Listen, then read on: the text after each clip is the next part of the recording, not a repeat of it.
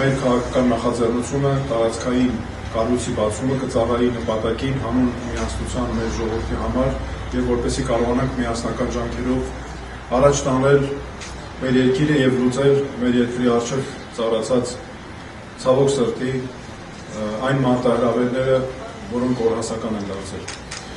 Եվ ես վստահ եմ ուղղակի, որ դրանք մենք լուծելու ենք համատեղ ջանքերով։ Եթե պատմության հետահայաց նայում ենք, ապա Սյունիքն ու Արցախը դա այն օջախն է միշտ եղել, որը որ մեր հայրենիքի արևելյան հատվածին միշտ բորբոքված է պահել, միշտ հայրենիքի եւ պետականության որոշակի պատմական առում, որոշակի ծվեն մեզ հիշողություններով պարգևել։ Հիմա այսօր կորցնելով Արցախը, Սյունիքը մնացել է միայնակ,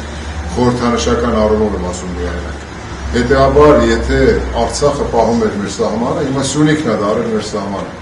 Այստեղից է սկսվում մեր հայրենիքի վերածնունդը։ Մենք միասնական ուժերով կկարողանանք այն կառուցողական եւ դրական փոփոխությունները, որոնք ակնկալում ենք,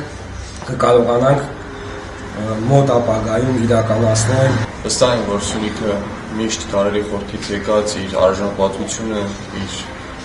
հաղթող տեսակը ցուցադրելու է նաեւ ապագայում ու դառնալու են ամուր հիմքը, ամուր ողնաշարը մեր պետության համար, ու այս ցաներ իրավիճակից մենք դուրս ենք գալու։